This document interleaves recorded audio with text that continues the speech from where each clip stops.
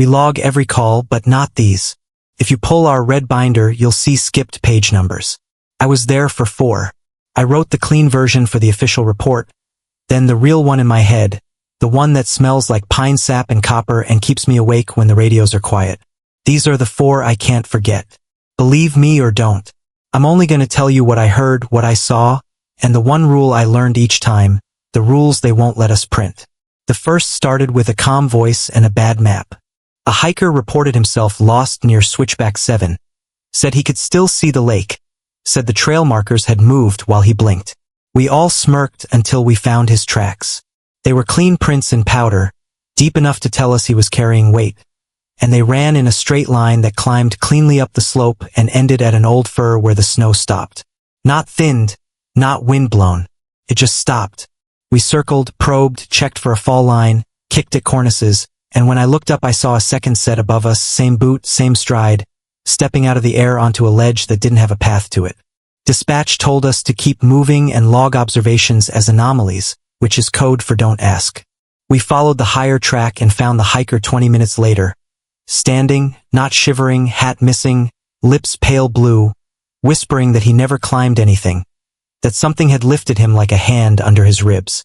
I asked what, and he looked past me and said the lake was in the trees now, and that the trees were watching it drown. By the time the sled arrived he was laughing, but no sound came out. His radio, which he swore he turned off, kept squawking a tone we don't use. We tagged the place and got out fast because the wind shifted wrong and brought a smell like wet iron and lilacs. Officially, he had mild hypothermia and anxiety, and we recovered him without incident. Unofficially, I still carry a ribbon of surveyor's tape that smells faintly of flowers, because I pulled it from a branch where no one could have reached standing up, but something had tied it there anyway. The second one started with a rule we all know and sometimes break. Do not call a name into the dark. We got a report of a missing boy from a campground that sits in a horseshoe of black spruce, a spot that eats light after sunset. He had wandered from a lantern while his parents argued about a map, which is a sentence I have written too many times. We had a bearing, and we had 2 hours before the rain hit. The boy's name was Caleb, and saying it would focus him, anchor him, bring him home, the parents begged. I wanted to, but the wind was wrong again. This time full of warm earth and something sweet and sour, like fruit left in a hot car. We whistled, we clapped, we kept our voices low and generic, and then my partner heard a child's laugh about 20 yards ahead, and we both froze, because the laugh had too many teeth in it. I can't explain that better, but you would have felt it too. We found the boy 5 minutes later, under a blowdown, curled around a blue blanket that was dry even though his hair and jacket were soaked.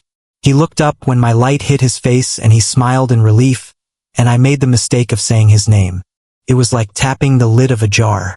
Something in the dark knocked twice, exactly opposite the cadence of my words, as if answering, as if measuring, and the boy's smile went flat. He grabbed my wrist so hard I felt his nails, and he whispered that we needed to go now, and that the blanket wasn't his, and that it didn't like when we said names. I did not radio his name after that. We walked a bearing without talking while the forest clicked and breathed around us like a sleeping animal pretending to be asleep. When the rain finally hit, it came all at once, and the sound on plastic hoods drowned the small sounds that had been pacing us. We got him out, handed him back, took our lecture for not calling his name, and logged a standard find. That night the parents left the blanket behind, forgot it, or decided it belonged to the woods. I bagged it for lost and found and set it by the back door. Before dawn I woke to the sound of 2 soft knocks at my apartment wall, exactly opposite the cadence of my name, the way my mother used to call it. When I checked the hallway, the bag was open and the blanket smelled like wet leaves and something sweet and sour, and there was pine duff on my mat even though I live on the 3rd floor. If you are still listening, you know why some pages go missing and some voices stay in the headphones. You also know we keep going back, not because we are brave, but because leaving people in there feels worse. The 3rd began with a whistle nobody claimed and a light that moved against the wind on a night with no stars. 2 climbers overdue on the North Ridge. Last text saying they were dropping to a shelter they could not possibly reach in time. We cut our headlamps and watched the light moving wrong, not bobbing like a person, but sliding from tree to tree as if the trunks were rungs on a ladder. Someone whistled again, and the trilene whistled back in 3 perfect notes. The sound came from the same direction as the light, 3 bright notes, clean as a recorder, and the ridge sang them back a heartbeat later. You learn the way canyons bounce, how sound takes the long way around. This wasn't that.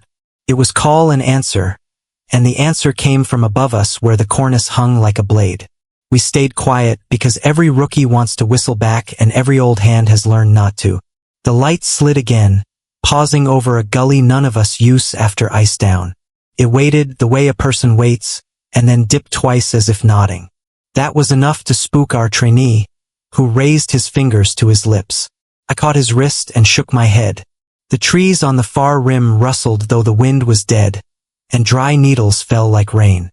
We moved on rope, fast and low, side-hilling until the gully narrowed, and that was where we found the first climber. He was wedged beneath a chalkstone like a letter in a slot, boots braced, eyes glassy. His partner's line ran upslope into black, tight as a wire fence. The man under the stone didn't blink when I touched his cheek. He whispered a count under his breath, 1, 2, 3, and then he would stop listening and start again. I told him my name and he lunged hard enough to scrape skin, begging me not to say it again, not to give them a 4th note. He said the mountain liked 4s tonight. I cut his partner's rope at the stone and felt nothing on the other end, only a humming like low power in the line itself. While we packaged the survivor, the light slid to the ridge and the cornice shed a pillow of snow with no trigger. The snow fell in 4 pulses. The wind finally moved, and the whistle came once more, 3 notes, bright and hollow. We left the 4th for whoever was counting. We found the second climber at first light, 500 feet off the line his GPS breadcrumb swore he'd followed. He was standing in his boots, ice clogged in his laces, helmet clipped, dead as quiet water. The talus around him was clean of prints though we'd had soft snow overnight. The only mark was a circle drawn in pine needles 2 strides across, for stones stacked at the north point. On his palm, in ballpoint, someone had written "Do not answer." I took it as a rule and put it in my binder as wind exposure.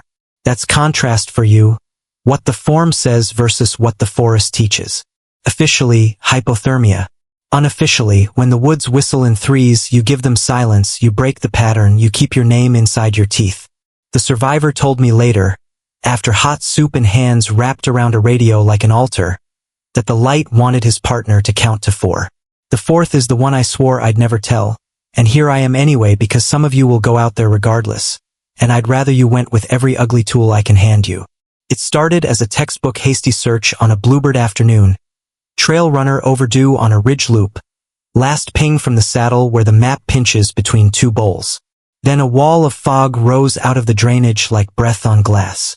It ran up slope against the wind, smudging the line we just walked, swallowing flags, dampening sound until even our own footfalls felt a shade too far away. We closed distance, hand to shoulder, whistles tucked, voices low. 30 minutes later, the GPS track said we'd moved a mile. Our eyes said we were still beside the same lightning-scarred snag. The runner was close. We could smell ammonia and pennies, the same wet iron sweetness from winter. We found a shoe first, tucked toe first under a branch like someone had slid it there to keep it dry. 100 feet on, my glove brushed a strip of mylar tied low on a sapling. SAR tape, our color, our knot. The rookie behind me said he hadn't tied it. Neither had I. The tape pointed downhill, toward a place the map shaded with contour lines so tight they looked like a zipper. A mistake would be tumbling and rock. A good choice would be patience. The radio crackled then. A woman's voice, thin and close, whispering hello as if her mouth were at my ear. She said my first name exactly right and asked me to come alone. I put the radio down in my chest pocket and asked control for a repeat. They hadn't transmitted. The fog curled. The tape shifted in the wind that wasn't there. We kept our line. We did not go where we were invited. We broke the loop by walking backwards, literally heel to toe, not turning once. Do that long enough and the brain lets go of the path it wants, and the forest has to show you a new one. The fog thinned like a screen door. The snag shifted to our left for the first time in an hour. I counted steps in my head to hold something steady. Not 1, 2, 3, 4. Not that cadence, but prime numbers, jagged and unfriendly. We found the runner 10 minutes later in a shallow draw, sitting upright against a boulder, eyes open, breath fogging the air in front of his face, though he was hypothermic cold to the touch. He said he'd been walking with us the whole time. He could describe our formation, our jokes, the way the rookie's carabiner clicked. None of us had said a word since the fog came.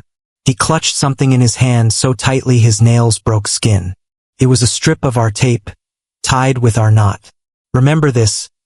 Never follow tape you didn't tie, never answer your name, and in the dark.